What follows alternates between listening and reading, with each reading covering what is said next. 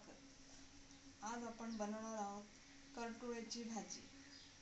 पावसामध्ये मिळणारी ही रानभाजी आहे, आरोग्यासाठी खूप उत्तम आहे। त्यामुळे सिजनल भाजी असल्यामुळे तुम्ही ही भाजी एकदा तरी खाऊन पाहाच आणि मी बनवते तशी बनवा, म्हणजे तुम्हाला त्याची आणखी टेस्ट कळेल। आपण घेतली आहेत पाव किलो करटुळे। आता सर्वप्रथम यांना धुवून घेऊया आपण। आमच्या साईडला यांना करटुळे बोलतात, तुमच्या भागात यांना काय म्हणतात ते कमेंट करून नक्की सांगा। पाण्यातून काढून चांगली निथळून घ्या।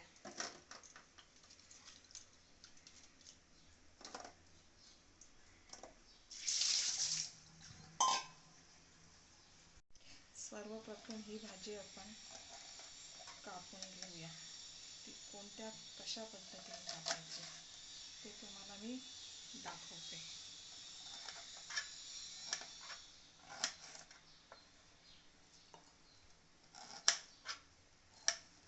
ह्या करटुळ्याच्या काही बिया जून असतात, काही करटुळे कोवळे असतात। त्यामुळे सगळ्यांच्याच बिया काढण्याची काही आवश्यकता नाही आहे। याप्रमाणे ही अशी काढून चमच्याच्या टोकाने काढा, ह्या पद्धतीने।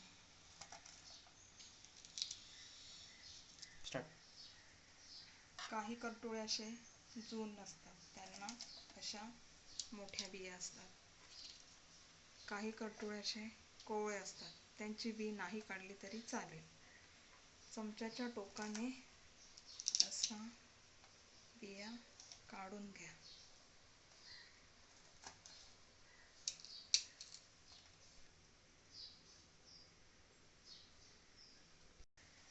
काही करटुळे असे जून नसतात, त्यांना अशा मोठ्या बिया असतात। काही करटुळे असे कोवळे असतात, त्यांची बी नाही काढली तरी चालेल। चमच्याच्या टोकाने असा बिया काढून घ्या।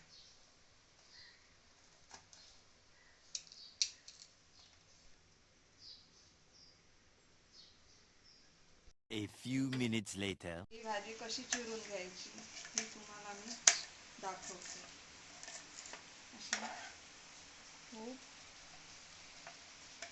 जेवढे पातळ कापता येतील तेवढी पातळ कापून घ्या, म्हणजे ती वाफेवर लवकर शिजते।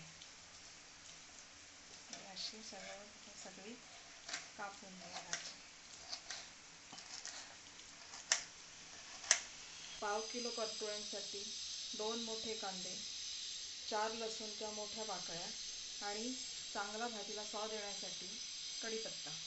आपण आता कांदा चिरून घेऊया।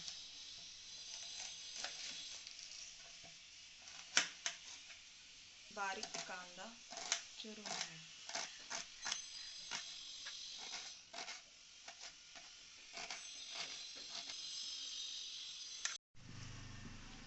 भाजीमध्ये किंवा कोणत्याही पदार्थामध्ये कढीपत्ता टाकताना मला तर सवय आहे, नेहमी मी चिरूनच घेते।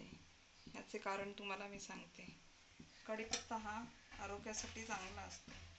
आपल्याला सवय असते कढीपत्ता जेवण करताना आपण कढीपत्ता साईडला काढतो, तो आपण खात नाही। जर असा कढीपत्ता चिरून घेतला तर तो भाजीमध्ये मिळून येतो आणि तो आपण खाऊ शकतो।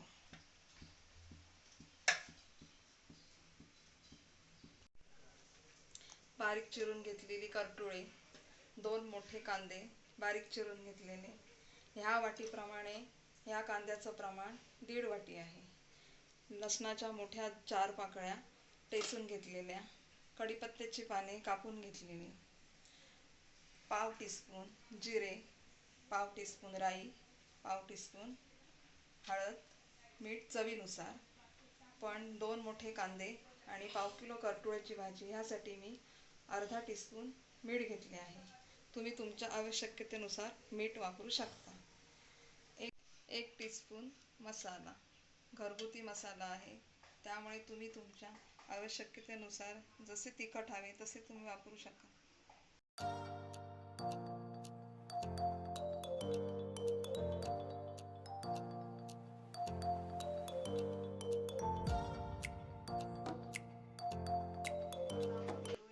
करटुळ्याची भाजी. मोठ्या फ्लेमवर अगोदर पातेलं गरम करून घेऊया. त्यानंतर पातेल्यामध्ये आपण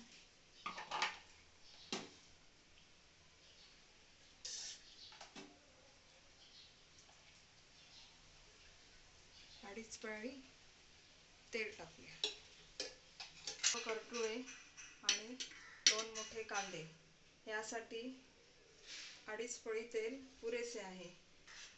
सर्वप्रथम टाकूया राई. राईचा तडतड असा आवाज झाला की फ्लेम स्लो करून घ्या. त्यानंतर त्यामध्ये जिरे टाकून घ्या. आता आपण टाकूया कांदा.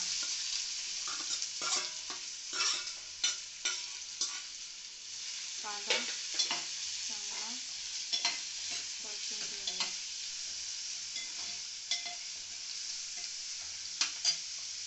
आपण आता मीडियम फ्लेम करूया. मीडियम फ्लेमवर कांदा परतून घ्यायचा.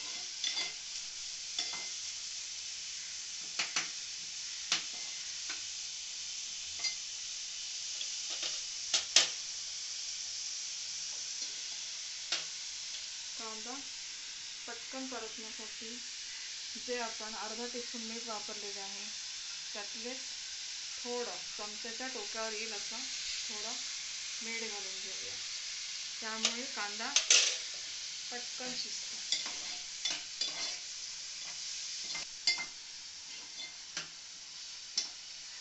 सुरुवातीला मीडियम फ्लेम हाय केली तरी चालेल. कांदा लवकरात लवकर शिजायला पाहिजे.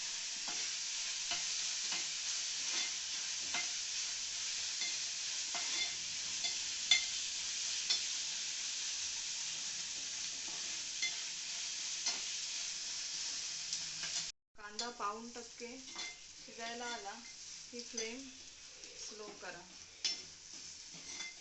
पुन्हा कांदा चांगला परतून घ्या. ही भाजी वाफेवरची असल्यामुळे पूर्ण कांदा शिजला नाही तरी चालेल, पण 1% तरी त्याला चांगला थोडा तांबूस रंग येईपर्यंत परतून घ्या. त्यामध्ये आपण आता घालूया आपण घालूया कढीपत्ता आणि लसूण. कढीपत्ता लसूण आपण कांदा मुरल्यानंतर का घातला, कारण कढीपत्त्याचा वास कांदा शिजताना निघून जातो. लसूण हा भाजी वाफेवरची असल्यामुळे शिजू शकतो. सगळं हे आता मिक्स करून घेऊया. आता आपण घालूया त्यामध्ये हळद. फ्लेम स्लो ठेवून द्या. हळद चांगली कांदा लसूण मध्ये मिक्स झाली का त्यामध्ये आपण घालूया मसाला.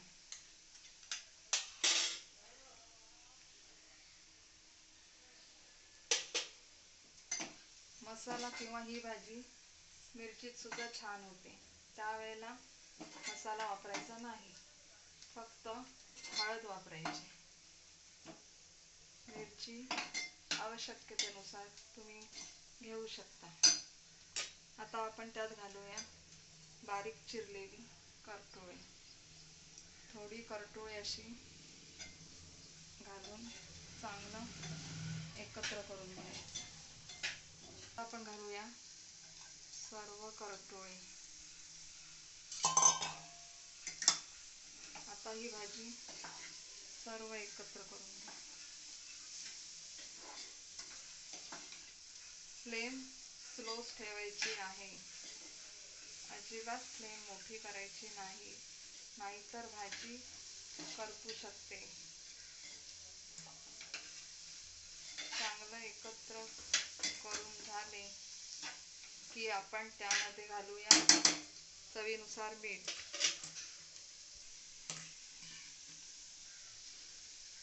आपण मगाशी अर्धा टीस्पून मधल्या चमच्याच्या टोकावरील एवढं कांद्यामध्ये मीठ घातलं होतं.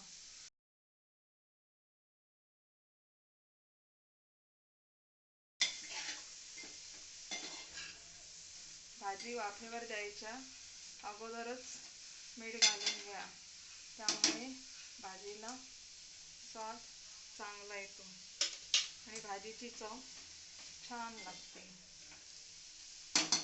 परतून झाली की त्यावर झाकण ठेवा. झाकणामध्ये जसे पुरेसे असेल तसे पाणी ठेवा. फ्लेम स्लोच राहिली पाहिजे. ताटामध्ये आपण पाणी का घातले आहे, त्यामुळे भाजी खाली पातेल्यामध्ये करपत नाही. 5 मिनिटांनी आपण बघणार आहोत भाजी आपली कितपर्यंत शिजली आहे. A few minutes later. 5 मिनिटं झालेली आहेत. आता ही कितपत शिजली आहे ते पाहूया.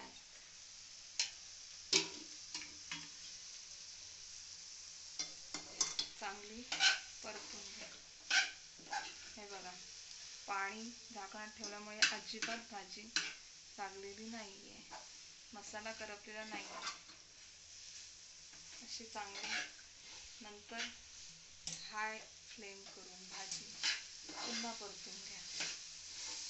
त्यानुसार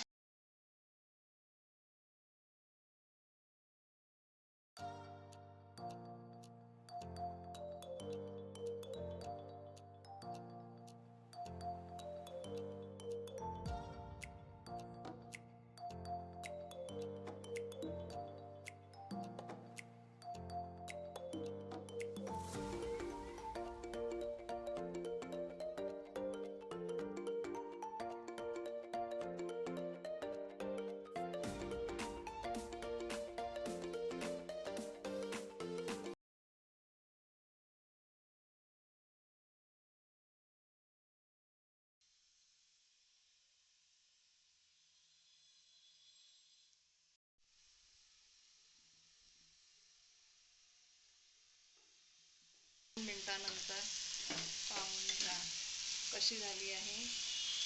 मसाला खरपूस झाला आहे आणि पाणी पूर्ण ऑब्झर्व केलेलं आहे. ही आता आपली भाजी झाली आहे खाण्यासाठी तयार. आता गॅस बंद करा.